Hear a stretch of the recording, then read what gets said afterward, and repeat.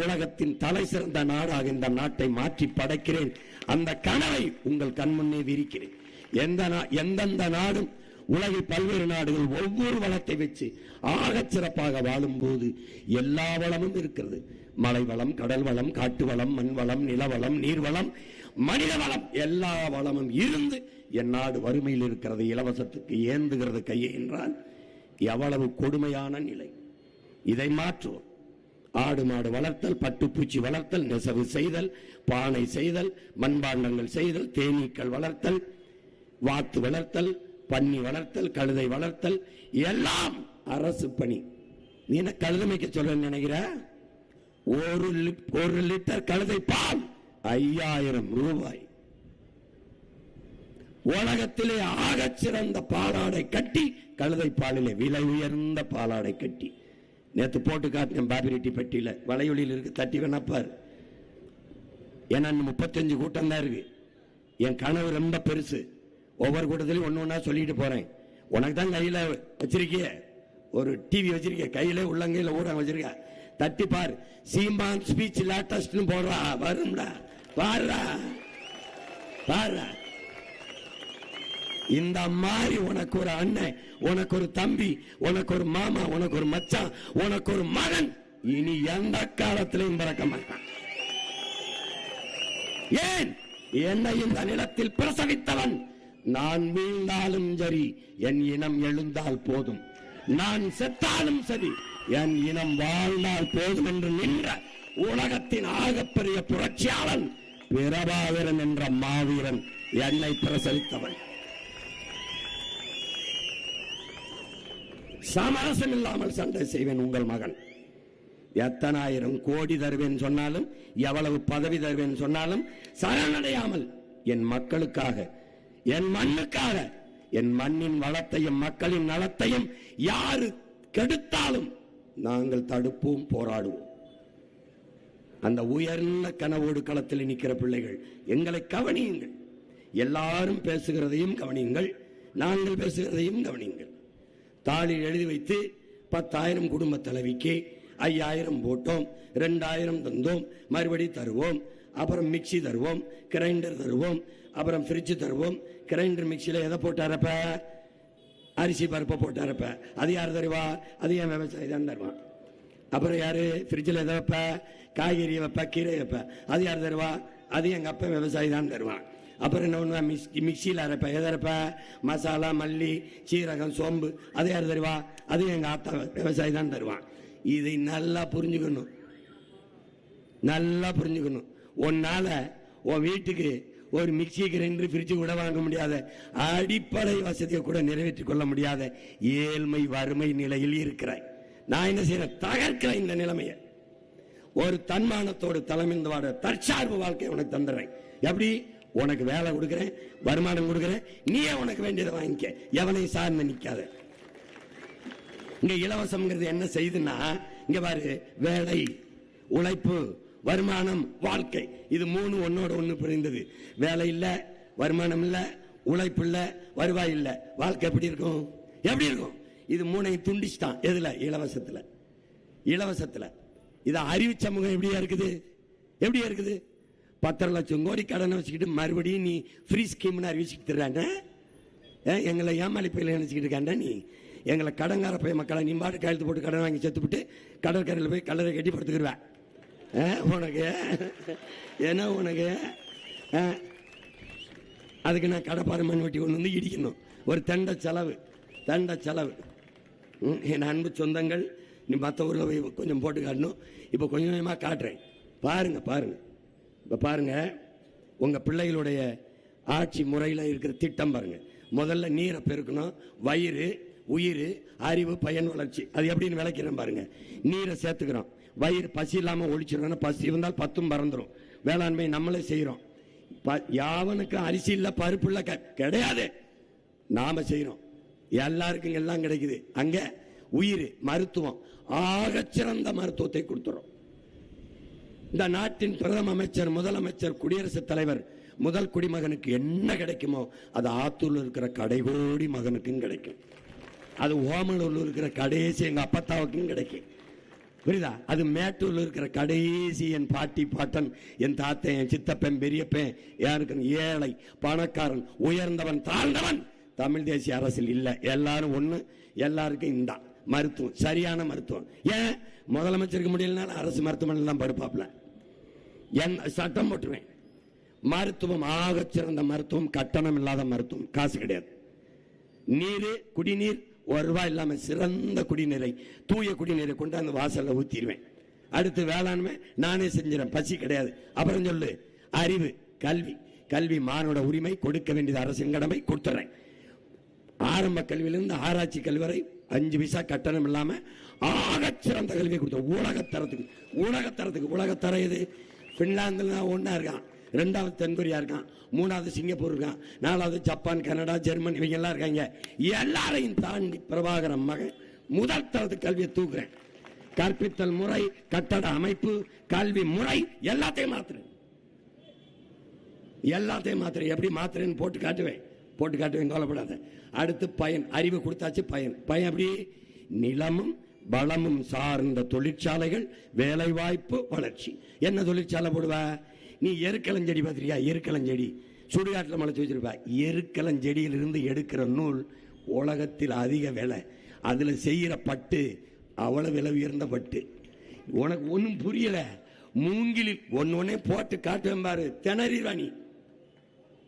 எங்க பொருளாதாரம் இருக்குன்னு தெரியாம இந்த சனியம் பிடிச்ச நாட்டை கொடுத்து சாராய பொருளாதாரத்தில் வச்சு ஆத்தாள் அப்பனை சாகடிச்சு ஆத்தாவை தாலி எடுத்துக்கிட்டு இருக்கான். நீ தாலி எடுத்த பயில்கிட்டே ஓட்ட போட்டு தாலிக்கு தங்கம் தாரான், அப்புறம் குடிக்க வச்ச தாலி அறுப்பான். பயன் வேலை கொடுத்துறேன், அனைவருக்கும் அரசு வேலை கொடுக்கிறேன். விரும்பியவனெல்லாம் செய்யலாம்.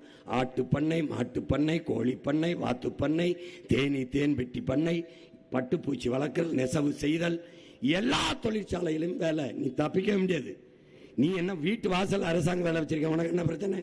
கல்வியை நான் கொடுத்துட்டேன், மருத்துவ வைத்தியத்தை நான் பார்த்துட்டேன், நீரை நான் தந்துட்டேன், தடையில்லாத மின்சாரம் குறைந்து தந்துட்டேன், எரிகாற்று கொடுத்துட்டேன், சிலிண்டர். ஏன் சிலிண்டர் எப்படி கொடுப்பேன்? ஆடு மாட்டு சாணி, இந்த கோழி கழிவு, இந்த மக்கிய இலைதலை கழிவில் இருந்து எவ்வளவு வேணாலும் பயோகேஸ் தயாரிக்கலாம். நேற்று போட்டு காட்டினேன், மறுபடியும் இன்னொரு நாள் போட்டு காட்டுறேன். இருக்கு வலைவழியில் தயாரிச்சு நானே வச்சிருப்பேன். தமிழ்நாடு அரசு சிலிண்டர் இலவசமா தரமாட்டேன், ஓசியா ஒன்னும் தரமாட்டேன். எதை தருவேன்? கல்வி தருவேன், மருத்துவம் தருவேன், குடிநீர் தருவேன். எந்த அளவுக்கு? தனியார் முதலாளிகளை தாண்டி ஆக சிறந்த கல்வி மருத்துவத்தை தருவேன்.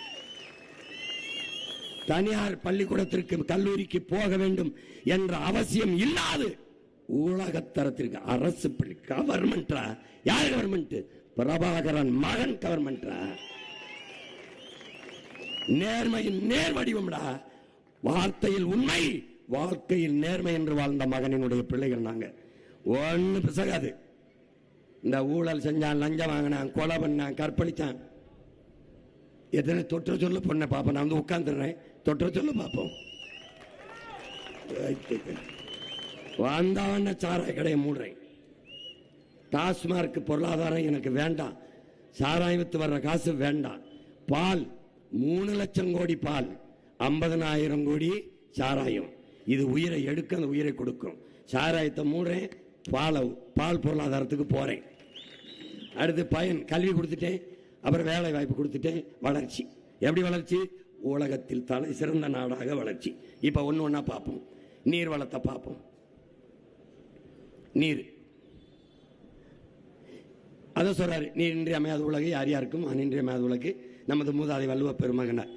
மழை இல்லை என்றால் மண்ணில் மழை இல்லை. அதே சொல்றா, இந்த மலையை வெட்டுறதை நீ வேடிக்கை பார்த்து போற, அது இல்லைன்னா உன் நிலம் பாலைவனம் ஆயிரும். மழை இல்லை என்றால் மழை இல்லை. அதனாலதான் இந்த மலையை வெட்டாதரான்னு உன் மயம் கத்திக்கிட்டே இருக்கேன். என் தாயின் மாறுடா, மாற அறுத்து ரத்தம் குடிக்காதேடா டே டே என்று கத்துறது காரணம் அதுதான். நீ பாட்டுக்கு சாலையில் போயிட்டு இருக்க, நான் ஒருத்தன் கதறிக்கிட்டு இருக்கேன் பாரு.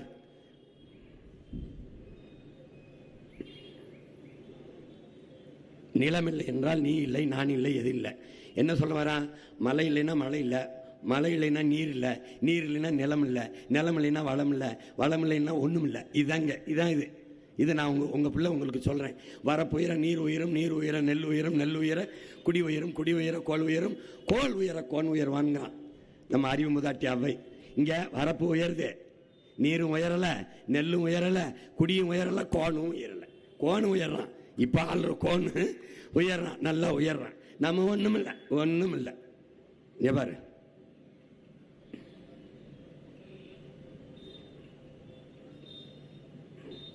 இதுல என்ன சொல்றான் மோசிக்கிறனார், நெல்லும் உயிரென்று நீரும் உயிரென்று மன்னன் உயிர்த்தே மலர்தலை உலகம்ங்கிறான்.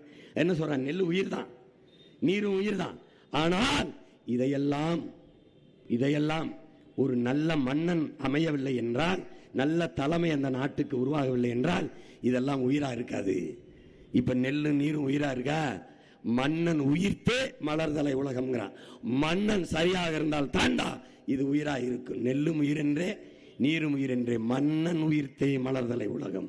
இது பயனற்று போயிரும்ங்கிறான். நல்ல ஒரு தலைமை இல்லை என்றால் இதுவெல்லாம் பயனற்று போகும். இது உனக்கு தெரியும், பயனற்று போகுதா இல்லையா? நீர் இருக்கா அவனுக்கு? நெல்லை அப்பனும் சித்தப்பனும் விளைய வச்சு கொண்டு வந்து போட்டா வாங்கி உரிய காசை கொடுத்து கொள்முதல் அகவிலையை கொடுத்து ஒரு சேமிப்பு கிடங்களை சேமிக்க துப்புல்ல. சாராய பாட்டில் கொண்டு போய் குளிரூட்டப்பட்ட அறையில் பூட்டி ஒரு சிசிடிவி கேமரா வச்சு காவலர்களை காவலுக்கு போக்கிட சனியம் பிடிச்ச அரசு சாப்பிடுற உணவுப் பொருளை தெருவில் போட்டு முளைக்க விடுதுடா பைத்தியக்கார. பாரு, 34 பெரிய ஆறோடு சேர்ந்து 154 ஆறுகள், சிறு சிறு ஆறுகள் நம்ம நிலத்தில் இருந்தது. இப்ப இந்த 34 ஆறு இருக்கான்னு அறிவார்ந்த என் பெற்றோர்கள், என் தம்பி தங்கைகள் சிந்திக்கணும். ஆறு இல்லைன்னா என்ன நினைப்பேன்? ஆறு இல்லைன்னா நீர் எது, நீர் இல்லைன்னா சோறு எது, சோறு இல்லைன்னா வயிறு எது, வயிறு இல்லைன்னா உயிர் எது, உயிர் இல்லைன்னா வாழ்க்கை எது? இந்த சுழற்சி, உயிரியல் சுழற்சின்னு அறிஞ்சுக்கணும்.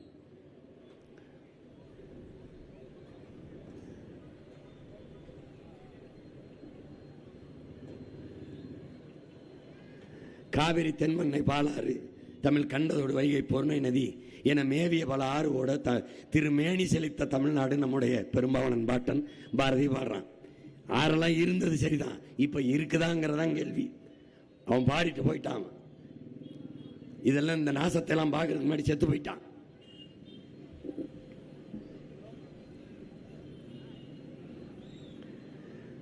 இப்ப என்னன்னா, நமக்கு ஆற்றிலிருந்து இதெல்லாம் ஆற்றிலிருந்து ஏரி, கண்மாய், கரணை, தாங்கல், ஏந்தல், ஊரணி, குளம், குட்டை என்று வெட்டி நீங்க ஆற நம்ம உருவாக்கல, அது உருவாக்குறது அருவி.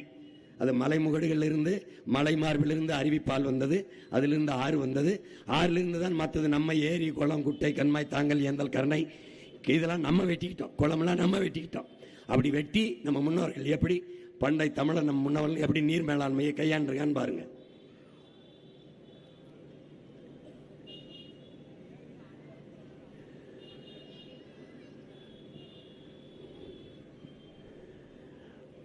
ஆயிரத்தி 1970 40,000 நீர்நிலைகள் இருந்திருக்கு. இப்ப 20,000 கூட இல்லை. இதுதான் கொடுமை. 150 லட்சம் குறுக்கம் விளைநிலங்களை வச்சு வேளாண்மை செஞ்ச நாம 120 லட்சம் குறுக்கங்களாக குறைஞ்சிருக்கோம். 30 லட்சம் குறுக்கம் நம்ம ஏக்கர் விளைநிலங்களை விட்டு வெளியேறி இருக்கோம். வடகிழக்கு பருவமழை, தென்மேற்கு பருவமழை என்று 2 பருவமழையில் பெய்து இந்த நிலத்தை செழிக்க வச்சது. அதை நான் முதல்ல சொன்ன ஆண்டுக்கு 4300 டிஎம்சி. தென் மாநிலங்கள் அதிக மழைப்பொழிவு பெறுகிற மாநிலத்தில் நம்ம மாநிலம் இருக்கு. நமக்கு போதுமானவனுக்கு மழை நீர் இருக்கு. ஆனால் அதை சேமிக்காத பொறுப்பற்றவன்ட்டு அரசு இருக்கு, அதிகாரம் இருக்கு. அதான் பிரச்சனை. இவன் எப்படிப்பட்ட ஆள்னா, கடல் சூரியன் 2 பேரும் தகப்பனும் தாய், நம்ம தாயும் தந்தையும் இணைந்து தூய குடிநீரை கொண்டு அந்த மேகமா மாறி கொட்டா வீட்டு வாசல்ல பிடிச்சிக்க குடிச்சுக்க பிடிச்சிக்க குடிச்சுக்க பிடிச்சிக்க குடிச்சுக்கன்னு அதை சேமிக்காம அப்படியே கடல்ல விட்டுட்டு 50,000 கோடி செலவழிச்சு ரிவர்ஸ் ஓஸ்மாசிஸ்னு ஒரு முறை. அந்த முறைக்கு சொந்தக்காரன், அதுக்கு பேட்டன் ரைட்ஸ் வச்சிருக்கேன், உரியவன் அமெரிக்கா. ஒரு மடக்கு நீ போத்தல் இப்படி அண்ணா குடிக்கிறல, அந்த ஒவ்வொரு மடக்குக்கு அமெரிக்காவுக்கு காசு கொடுக்குறேன். அந்த ரிவர்ஸ் ஓஸ்மாசிஸ்ங்கிற முறையில் சுத்திகரித்து இவன் கொடுக்குறான். 50,000 கோடி முதலீடு செய்து கடல் நீரை சுத்திகரித்து தாரேங்கிறான். நான் உன் மகன் அதெல்லாம் வேணாம், 50,000 கோடிக்கு கணக்கில்லாத ஏரி, கண்மாய், கோலம், குட்டை, தாங்கல், ஏந்தல் இந்த மாதிரி வெட்டி நீரை தேக்கி தூய குடிநீரை உனக்கு தந்துடுறேன்றேன். பார்த்துக்க.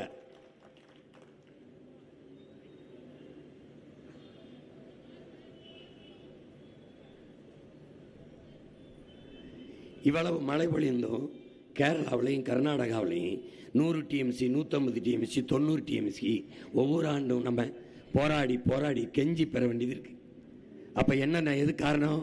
பொறுப்பற்ற நோக்கமற்ற தலைவர்கள்ட்ட நீ நாட்டை நம்ம கொடுத்துட்டதுனால நமக்கு இருக்கிற நீரை சேமிக்காம அடுத்தவன்கிட்ட போய் கையேந்தி ஒரு தன்மானமிக்க தமிழினம் அவமானப்பட்டு கொண்டிருக்குது. இவர் காவிரியில் அவன் திறந்து விடும் போதெல்லாம் அங்கே கர்நாடகாவில் இருக்கிற நச்சு ஆலைகள் இருக்குல்ல, அந்த ஆலைகள் நீரை வந்து சேமித்து வச்சு, அந்த ஆலையில் நச்சு கழிவை சேமித்து வச்சு காவிரியில் அவன் நமக்கு தண்ணி எப்போ திறக்கிறானோ, எப்போ திறப்பான், அளவு கடந்து நீர் தேங்கிருச்சு அணை உடஞ்சிற மாதிரி தான் திறப்பான். திறக்கும் போது என்ன பண்ணுறான், இந்த ஆலை கழிவை அதில் திறந்து விட்டுறான். நல்லா பாரு, படமா பாரு, எப்படி திறந்து விடுறான் பாரு, எப்படி குப்பையை கொட்டுறான் பாரு, நல்லா கவனிச்சுக்க. நம்முடைய ஆறு குப்பை மேடை ஆக்குறான் பாரு, வெளியேறும் கழிவு எப்படி வருது, என்ன நேரத்தில் வருதுன்னு பாரு, பாரு எப்படி வருது பாரு, ஆலை கழிவு எப்படி நுறையா வருது. எங்கேயும் இல்லை, உன் மேட்டூருக்கு வந்தது தான். நீங்க கவனிக்கல, நான் கவனிப்பல. நான் ஒரு நாளைக்கு எத்தனை மணி நேரம் தூங்குவேன் நினைக்கிறேன்? அதிகபட்சம் 3, இல்லைன்னா 2. ஏன் தூங்குறது இல்லை? என் இனம் தூங்கிருச்சு, நான் முடிச்சுக்கிட்டு இருக்க வேண்டியது இருக்கு. அண்ணல் அம்பேத்கர்கிட்ட போயிட்டு காந்தி தூங்கிட்டாரு, நேரு தூங்கிட்டாரு, எல்லாரும் தூங்கிட்டாங்க, நீங்க ஏன் அம்பேத்கர் இன்னும் தூங்காம இருக்கீங்கன்னு. அவங்க மக்கள் எல்லாம் முழிச்சுக்கிட்டாங்க, அவங்க நிம்மதியா தூங்குறாங்க. என் மக்கள் தூங்கிட்டு இருக்காங்க, அவங்களுக்காக நான் முழிச்சுக்கிட்டு இருக்கேன் அப்படின்னு. புரியுதா? அவர் நிலைமைதான் எனக்கு. நொய்யலாற்ற பாரு, நொய்யலாற்றில் போகுது எப்படி சாய கழிவு ஆலை கழிவு பாரு. அமைச்சர்கிட்ட கேட்குறாங்க, என்னங்க இப்ப நுரன்னு, மக்கள் போட்டு குளிச்ச சோப்பு நுரங்கன்றான். ஏய், ரொம்ப புத்திசாலியான அமைச்சர்கள், அறிவு சிறந்தவர்கள் பாரு. இது எதுக்கு அண்ணன் காட்டுறேன், இவர் ஆறு எப்படி இருக்கு பாரு. இந்த ஆறு, இந்த தண்ணீர் ஆறெங்கும் ஓடுது, ஓடும்போது விஷம் ஓடுது, நஞ்சு ஓடுது, காட்டு விலங்குகள் குடிக்குது, பறவை குடிக்குது, நிலத்துக்குள்ள இந்த நீரே இறங்குது, இந்த விஷமே இறங்குது. இந்த நீரை பாய்ச்சி நெல்லு, அரிசி, நெல்லு, சோளம், கம்பு, வாழை, தென்னை எல்லாம் விளையுது. என்னவா விளையும்? என்னவா விளையும்? நச்சு நீரை வேர்ல ஊத்தினா நச்சு தான் விளையும். இத அண்ணனை தவிர யாரும் உனக்கு சொல்லித்தர மாட்டான். ஏன்னா நான் தான் உன்னை பேரன்பு கொண்டு காதலிக்கிறேன்.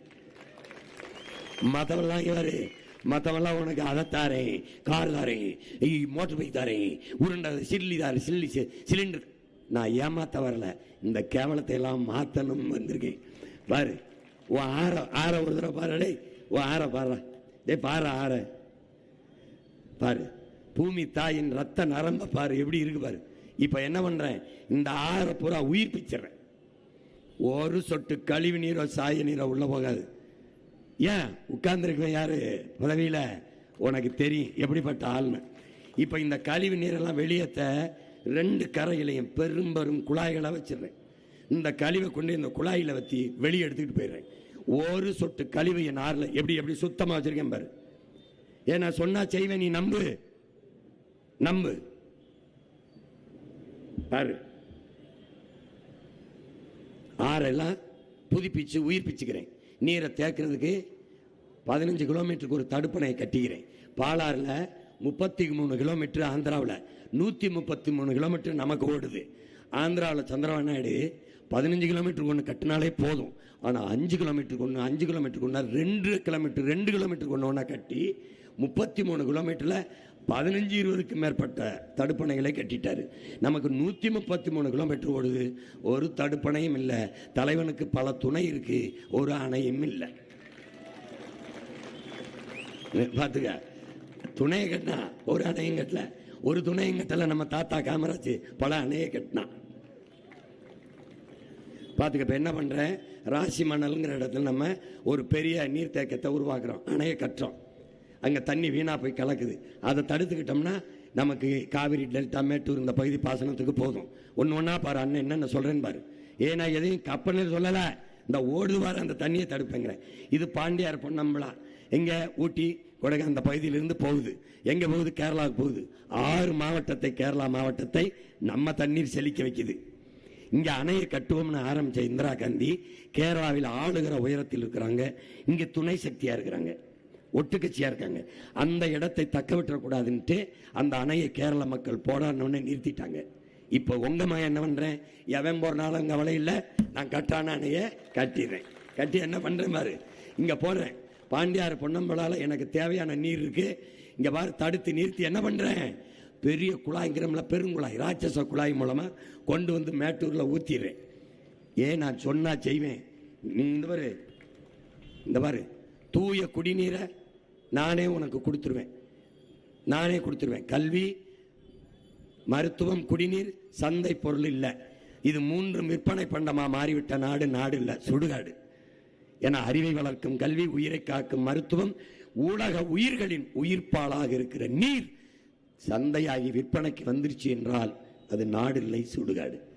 இது 3ஐ நான் தரம் உயர்த்தி என் மக்களுக்கு கட்டணம் இல்லாம கொடுத்துறேன், சரியா கொடுத்துறேன், சமமா கொடுத்துறேன், தரமா கொடுத்துறேன். நம்பு, நான் கொடுப்பேன். பாரு தண்ணீர் கலையிறத பாரு, உலகங்கள் மக்களை பாரு எப்படி.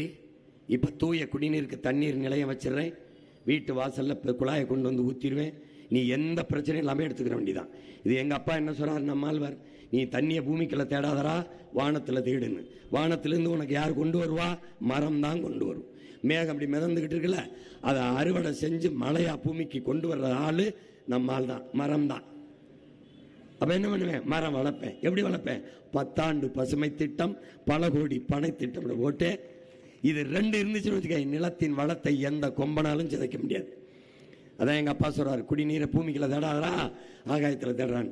இவ்வாறு குடிநீரை இலவசமாக தரல. மிக்சி கொடுத்துருச்சு, கிரைண்டர் கொடுத்துருச்சு, பார்த்துக்கிட்டே வா, மடிக்கணினி கொடுத்துருச்சு, எல்லாம் கொடுத்துருச்சு. ஆனா தண்ணீரை தர முடியல. ஏன்னு, தண்ணீரை இலவசமா கொடுத்தா தண்ணீரை உறிஞ்சி விற்கிறான்ல, அப்பலோ, கின்லே, மினரல், இவன் பாதிக்கப்பட்டுருவான்.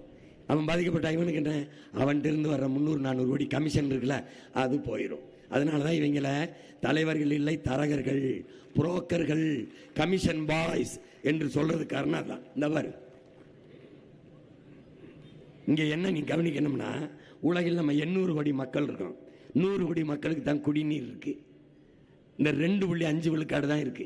2.5 விழுக்காடு தான் இருக்குன்னு இந்த உலக நாட்டு தலைவன்லாம் கூடி என்ன பண்ணிருக்கணும், இதை 20 விழுக்காடா உயர்த்துவது அப்படின்னு சிந்திக்காம, 2 விழுக்காடு தான் இருக்கா, அப்ப வித்தா நல்லா காசு ஆக்கலாம், ஏன்னா அத்தியாவசிய பொருள், உயிர் தேவையான பொருள். அப்ப நீர் என்பது சந்தையாக்கிட்டான்.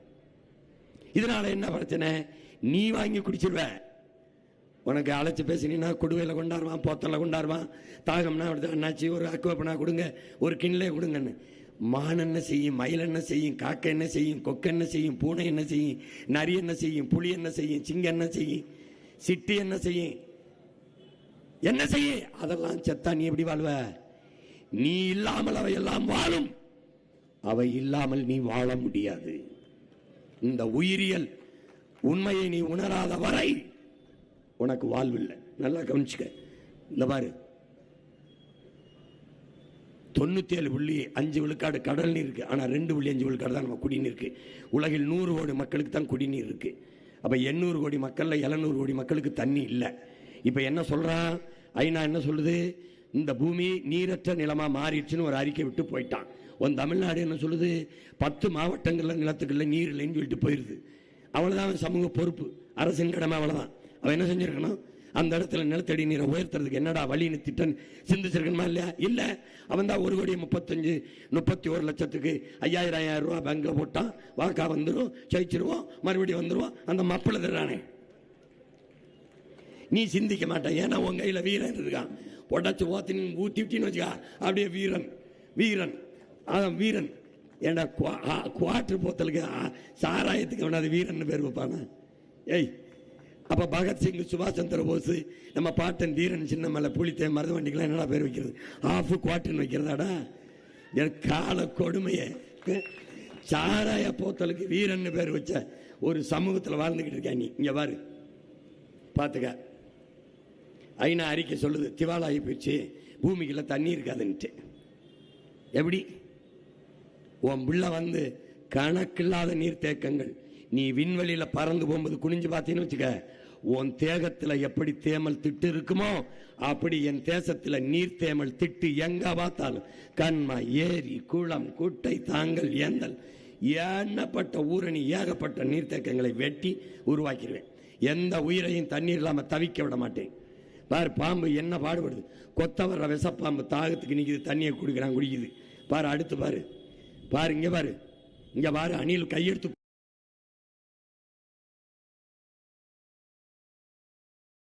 கும்பிட்டு தண்ணி கேட்கறத பாரு. பாரு, இதுல என்ன தெரிஞ்சுக்கணும், அணிலுக்கும் தண்ணி இருக்கு, உங்க அண்ணன் தான் போராட வேண்டியிருக்கு. அணிலுக்கு போராட்டம் என்னன்னு தெரியாது, அண்ணனுக்கு தான் தெரியும். அணிலுக்கு பாரு, இது ரெண்டு தான் காட்டுறேன், ரெண்டு தான் காட்டுறேன். தண்ணீர்னு ஒன்று வருது, அதுல நிறைய காட்டுவேன். எவ்வளவு பெரிய பாவத்தை இந்த மானுட பதர்கள் செய்து கொண்டிருக்கு. உலக உயிர்களுக்கு செய்கிற பச்சை துரோகம், துரோகம். 400 அடிக்கு கீழே போய் குழாய் போட்டு உறிஞ்சிரியே, இந்த வேப்ப மரம் 400 அடிக்கு கீழே வேற விடுமா? சிந்திக்க வேண்டாமா? சிந்திச்சிருந்தா நீ உதயசூரிய ரெட்டாலைக்கு போடுவியா? போட்டு எங்களை தூக்கி ரோட்ல போடுவியா? பாரு, தண்ணி இல்லாம இந்த உயிரினங்கள் அலையிறத பாரு, குரங்க பாரு, மாட பாரு.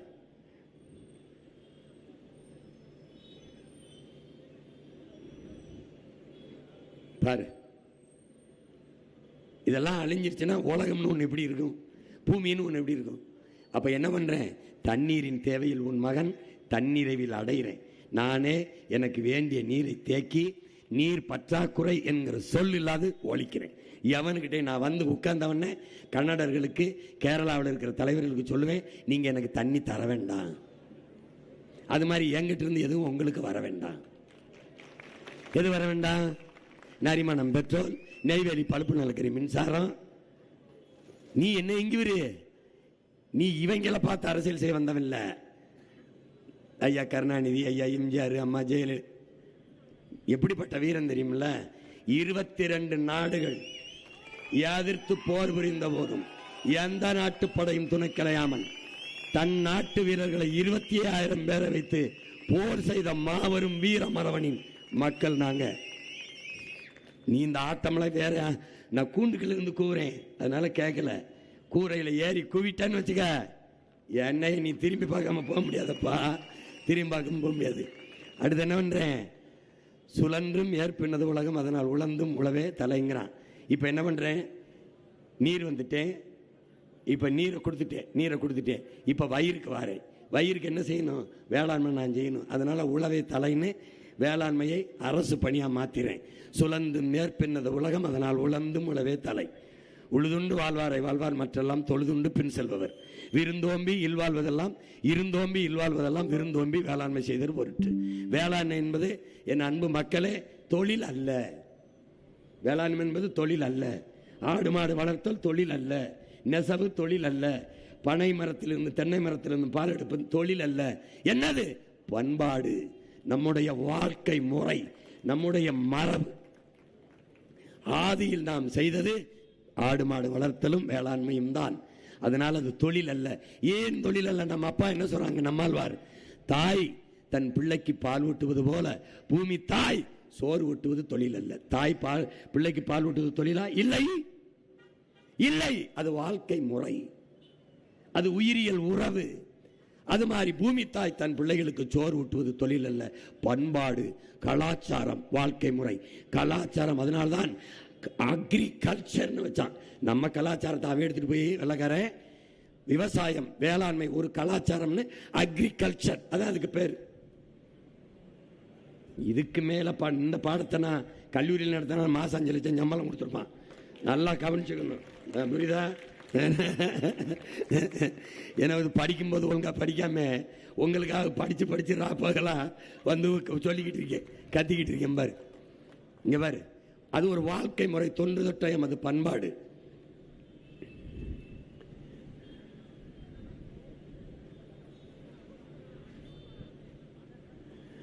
அப்ப உலக உயிர்களின் உயிர் தேவை என்பது உணவு தேவையா இருக்கு, நீர் தேவையா இருக்கு. இது ரெண்டையும் நிறைவேற்ற வேண்டியது அரசின் கடமை. அரசின் கடமை, ஒரு அரசின் பொறுப்பு. பசி இல்லாத சமூகம் படைப்பதும் எல்லாருக்கும் வீடு கொடுப்பதும், உண்ண உணவு, உடுக்க உடை, உறங்க உறைவிடம், அதாவது உறைவிடம், உறையுள், இது மூணும் கொடுப்பது ஒரு அரசின் மிகப்பெரிய பொறுப்பு. இது மூணையும் கொடுக்கலைன்னா தவ திரு குன்றக்குடி அடிகளார் என்ற பெருந்தகை சொல்றார், அந்த நாடு குற்றச்சமூகமாக, குற்ற நாடாக மாறிடும். கொலை, கொள்ளை, தாலியறுப்பு, வெட்டு, குத்து, திருட்டு பெருகிரும்டாங்கிறார். அதை ஒழிக்கணும்னா நான் இது மூணையும் நான் கொடுத்துறேன், உனக்கு கொடுத்துறேன். வேளாண்மையை கைவிட்ட நாடுகள்லாம் பிச்சை எடுக்குது.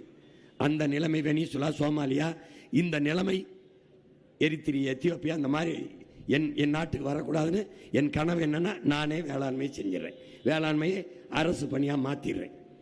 ஒரு விவசாயி தற்கொலை என்று சாகிறான் என்றால் அது நாடு இல்லை, சுடுகாடு. அவன் வாழ்கிறான் வளர்கிறான் என்றால் அது நாடு. ஏன்னா இன்னைக்கு அவன் சாகிறாங்கிறது உனக்கு செய்தி, நாளைக்கு நீ சோறு இல்லாமல் சாக போறாங்கிறதுக்கு ஒரு முன்னெச்சரிக்கை, முன்ன அறிவிப்பு, ஒரு அபாய சங்கு. கடைசி 10 ஆண்டுகளில் விவசாயிகளின் தற்கொலை அதிர்ச்சி தரும் புள்ளி விவரங்களை பாரு. 515 பேர் செத்துருக்கான்.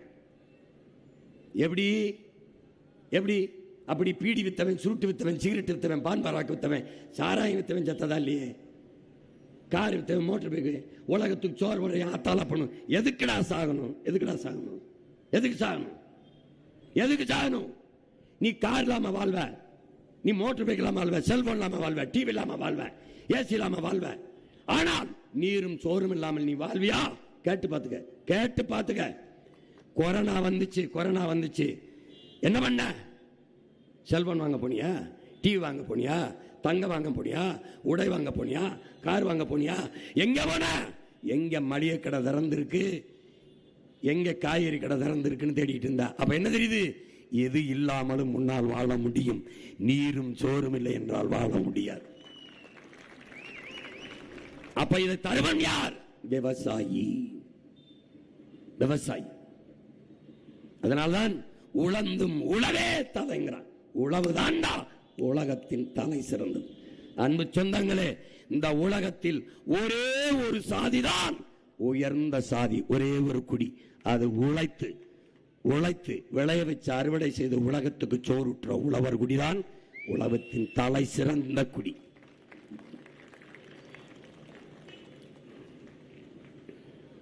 இப்ப என்ன சொல்லுது? கடைசி மீனும் பிடிபட்ட பிறகு, கடைசி மரமும் வெட்டப்பட்ட பிறகு, கடைசி நதியும் நஞ்சான பிறகுதான் இவர்களுக்கு தெரியும் பணத்தை சாப்பிட முடியாது என்று. இது ஒரு கவிஞன் எழுதின கவிதை, அதை போட்டிருக்கேன். எல்லாம் நஞ்சான பிறகுதான் தெரியும் பணத்தை சாப்பிட முடியாது. அவை சொல்றா, பசி வந்தால் 10 பறந்து போகும். 10 பறந்துனா என்ன பாரு, மனிதனின் உயர்ந்த பண்புகளை சொல்றா பாரு. பசி வந்தால் என்ன ஆகும்? இந்த மாதிரி மானம், குடிப்பிறப்பு, கல்வி, பெருந்தன்மை, அறிவுடைமை, தானம், தவம், முயற்சி, தொழில் முயற்சி, காமம், இந்த 10 பண்பும் இல்லாத முயற்சி மனிதன் இருந்தனா நீ மனிதனா இருக்க முடியாது. ஒரு மனிதத்தன்மையற்ற ஒருவனா நீ மாறிடுவ. அப்ப பசி என்ற சொல்லு இல்லாம ஒழிக்கணும். அது இல்லைன்னா தான் சமூகம் ஒழுங்குக்கு வரும். சிறந்த கல்வி பசியற்ற நிலையை கொண்டு வந்தாதான் சமூகம் ஒழுங்கு இருக்கும். அப்ப ரசாயன உரங்கள், நச்சு பூச்சிக்கொல்லி மருந்துகள், வேர்ல ரசாயன உரம் நஞ்சு, மேல பூச்சிக்கொல்லி நஞ்சு. அது பூச்சிக்கொல்லி இல்ல, அது பூச்சிக்கொல்லி இல்ல, அது பூச்சியை மட்டும் கொள்ளாது. நல்லா பாருங்க, நஞ்சில்லா உணவு அதுவே நம் கனவு. வேர்லையும் வெஸ்த கொட்டி மேல பூவுலையும் வெஸ்த கொட்டினா விளையிறது என்னவா இருக்கும்னா அறிவு சமூகம் சிந்திச்சு பார்க்கணும். அப்ப நஞ்சு எப்படி நஞ்சு? இங்க பாருங்க, நீங்க கவனிங்க, நான் அதை தனியா காட்டுவேன். இந்த பிறக்கும் போது குழந்தைக்கு புற்றுநோய் வருது. ஏன்? பிறந்த குழந்தைக்கு வருது, 3 வயசு குழந்தைக்கு வருது. ஏன் வருது? அது சாராயம் குடிக்கலையே, பான்பராக்கு போடலையே, புகையிலை போடலையே, சுருட்டு பிடிக்கலையே, சிகரெட்டு பிடிக்கலையே. எப்படி வந்துச்சு? தாய்ப்பாலை தவிர எதுவும் உண்ணாத குழந்தைக்கு எப்படி புற்று வந்துச்சு? தாய்ப்பால் நஞ்சாயிருச்சு. தாய்ப்பால் நஞ்சாச்சு, தாய் சாப்பிட்ட உணவு நஞ்சாயிருச்சு. அந்த கிருஷ்ணுன்னு ஒரு பையன் கள்ளப்படத்தில் கதாநாயகன் நடித்தான். கள்ளப்படம்னு ஒரு படம், நல்லா உடற்பயிற்சி செய்கிற பிள்ளை. அவனுக்கு நாக்கில் புற்று வந்துருச்சு. என்னன்னு சோதிச்சா அவன் எந்த கெட்ட பழக்கம் இல்லை. ஏன் வந்துச்சுன்னா பச்சை காய்கறி தின்றுருக்கான். வெண்டைக்காய், கேரட்டு இதில் சாப்பிட்ருக்கான். எதுக்கு? உடல் நல்லா இருக்கும்னு. பச்சை காய்கறி விஷமானதால் நாக்கில் புற்று. அண்ணன் சத்தியம் பேசுகிறேன், வேணா தேடிப்பாரு. நான் போட்டு காட்டுறேன்னு நினைச்சேன், போட்டு காட்டுறேன் பாரு. அப்போ என்ன பண்ணுறேன்?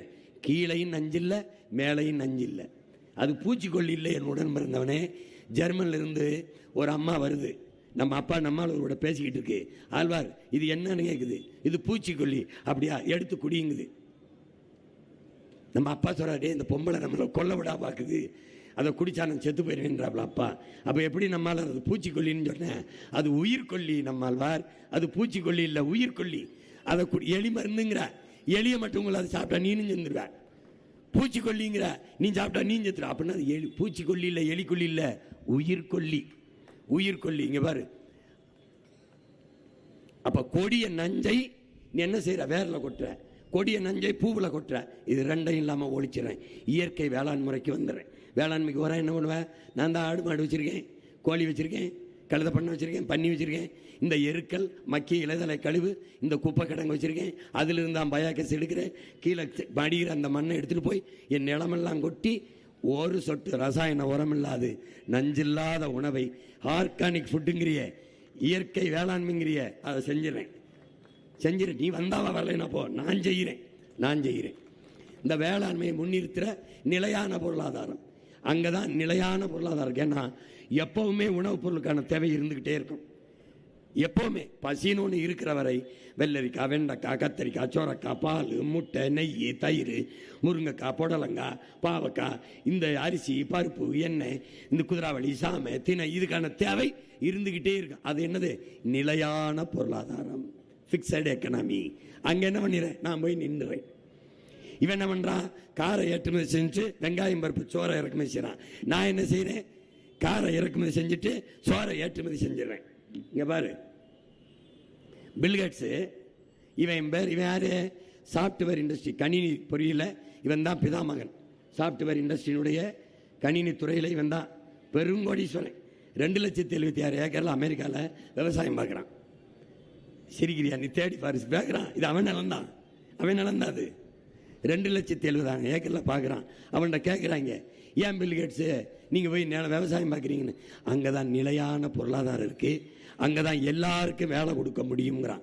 எல்லாருக்கும் வேலை கொடுக்க முடியுமா, அதைத்தான் சொல்கிறேன், எல்லாருக்கும் வேலை தரேன்றேன். புரியுதா தரேன்றேன்.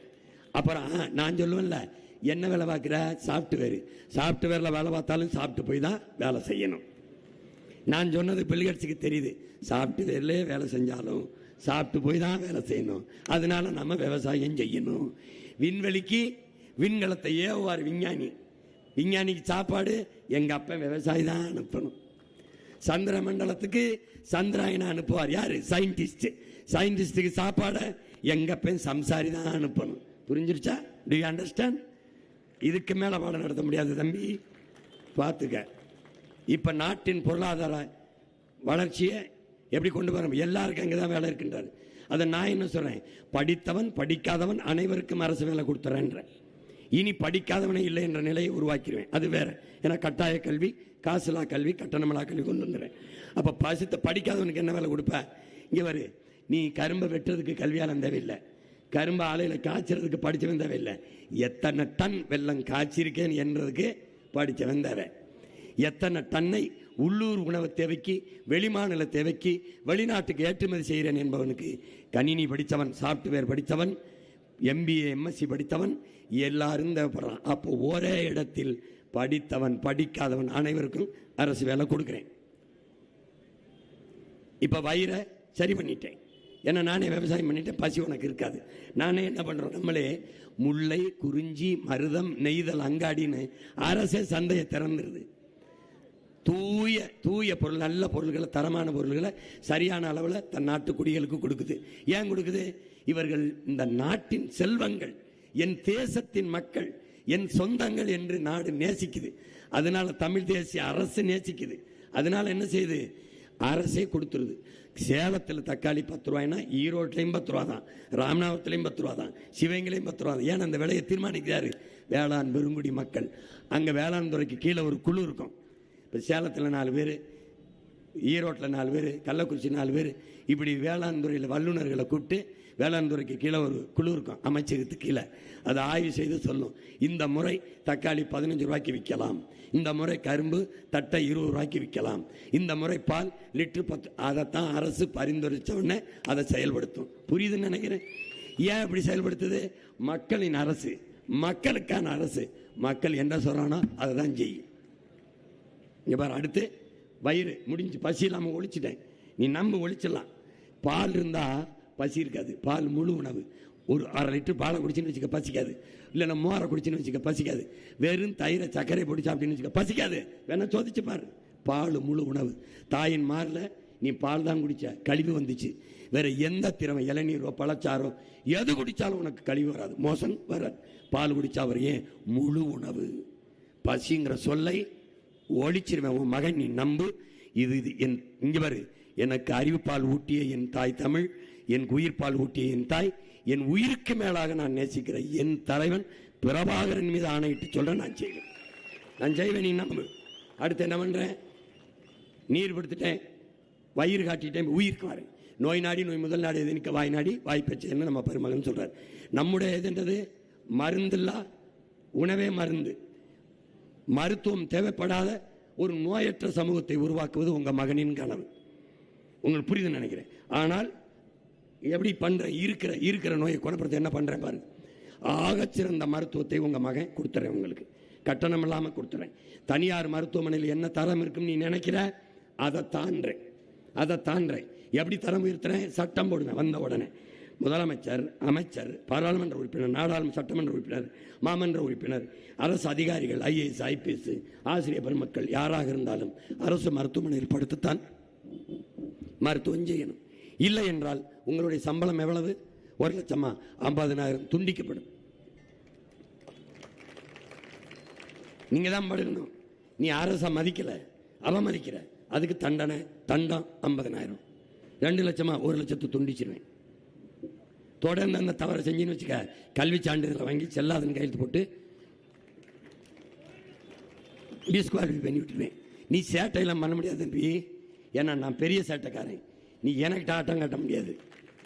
நிறைய அக்கிரமங்களை அநியாயங்களையும் பார்த்து பல 100 ஆண்டுகளாக என் இனம் தாங்கி வந்த வலியை நெஞ்சில சுமந்தி அந்த மொழியை உனக்கிட்ட கடத்துறேன். கவனிச்சுக்க. மருத்துவர்கள் தேவையற்ற சமூகம்தான் ஆரோக்கியமான சமூகம்.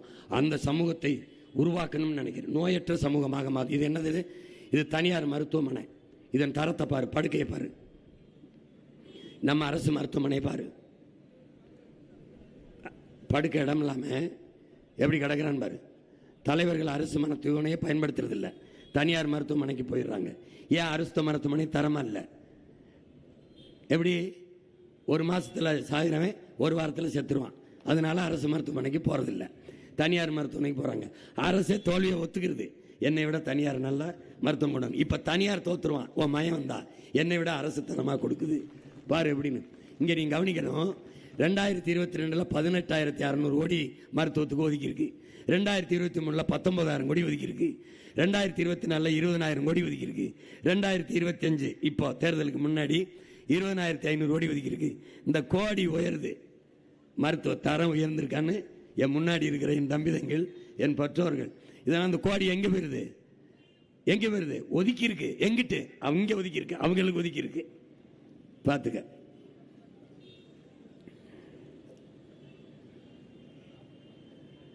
இதுதான் அரசு மருத்துவமனை. நான் நிறைய காட்டலை, எப்படி இருக்குன்னு பார்த்துக்க. பிணவரை மாதிரியும் கழிவறை மாதிரியும் இருக்கும். இதை மாத்துறேன், இதை அப்படியே மாத்துறேன். ஒரு கனவு மாதிரி உனக்கு மாற்றி படைக்கிறேன். இந்த ஒரு பழுதடைந்த சிஸ்டம், ஒரு கழிவறை, குப்பை, மருத்துவமனையே வளாகமே சுகாதாரமற்று இருக்கு பாரு. குரங்கு உள்ள போய் கடிச்சு விட்டுருச்சு, எலி கடிச்சு விட்டுருச்சு பிறந்த குழந்தைய. பார்த்துருப்ப. நீ நம்ப மாட்டாதனால போட்டு காட்டுறேன். குரங்கு உள்ள போய் எலி கடிக்கிறியா பிறந்த குழந்தைய? அவ்வளவு. இது தனியார் மருத்துவமனை. தனியார் முதலாளிகளால் தரக்கூடிய ஒரு மருத்துவத்தை 8 கோடி மக்களால் உருவாக்கப்பட்ட அரசால் தர முடியாது என்றால் எவ்வளவு கேவலம் என்பதை வாக்கு செலுத்தி இந்த அதிகாரத்தை தேர்வு செய்கிற அன்பு சொந்தங்கள் ஒரு நொடி சிந்திங்க. இப்ப நான் உங்க பிள்ளை வந்து அனைவருக்கும் சரியான சமமான தரமான மருத்துவத்தை கட்டணம் இல்லாம கொடுத்துறேன், உலக தரத்துக்கு கொடுத்துறேன்.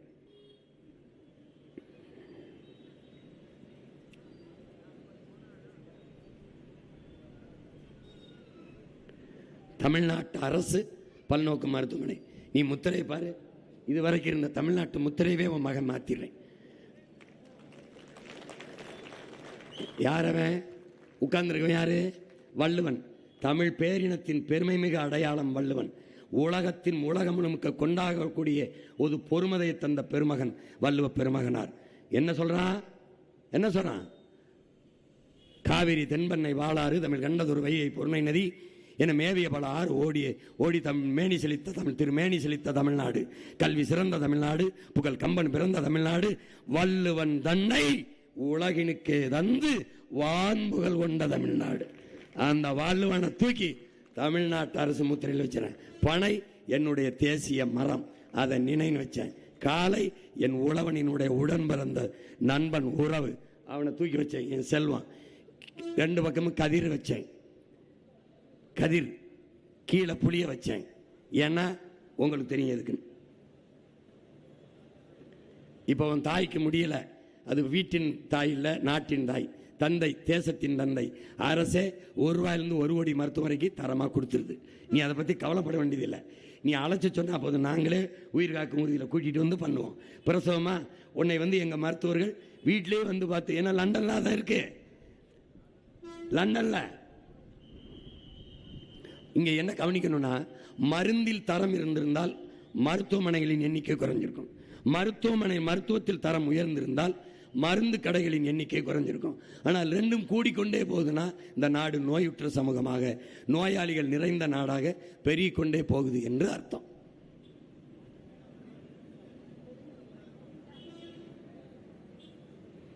சிங்கப்பூர் அரசு மருத்துவமனையை பாரு. சிங்கப்பூர் அரசு மருத்துவமனை எப்படி கட்டமைச்சிருக்கான்னு பார்த்துக்க. இப்போ மலேசியாவை பாரு, ரொம்ப சின்ன நாடு தான், சேலம் அளவுக்கு தான் சிங்கப்பூர் இருக்கும். மலேசியாவும் அவ்வளோதான் இருக்கும். எப்படி தரம் கொடுத்துருக்கான் பாரு. ஏன்னா அவன் மக்களை நேசிக்கிற தலைவன். அமெரிக்கன் ஹாஸ்பிட்டல் பாரு, அமெரிக்காவில் தரக்கட்டு எல்லாம் ஆகப்பெரிய தரத்தை கொடுத்துருக்கான். இங்கிலாந்தில் இலவச மருத்துவம் எப்படி கொடுக்குறான் பாரு. அவன் படுக்கறைகளை பாரு, அவனுடைய கட்டட அமைப்பு, சீனாவுடைய மேம்பட்ட தொழில்நுட்பம். பூகம்பம் வந்தாலும் உடைந்து விழுகாத அளவுக்கு கட்டடங்களை கட்டியிருக்கான் சீனா. அவனுடைய மருத்துவமனை, அவனுடைய மருத்துவ படுக்கை அறைகளை பாரு, எப்படி வேலை செய்யறான் பாரு. அப்ப தமிழ்நாட்டு அரசு நம்ம மருத்துவமனை எப்படி வருது, அதை தாண்டிய தரத்துக்கு நம்ம உயர்த்துவோம். நீ என்ன செய்யணும், ஒரு ஓட்டை போட்டு நாட்டை மகன்கிட்ட கொடுக்கணும். அப்ப அரசு ஊழியர்கள் அரசிடம் மருத்துவம் பெறுவது, அமைச்சர்கள் அரசிடம் மருத்துவம் என்பது அவசியம்னு சட்டம் போட்டுருவேன். தானா தரம் உயர்ந்துடும்.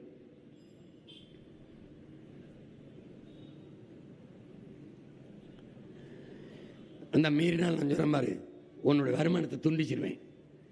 அரசு தானே சம்பளம் கொடுக்கணும்.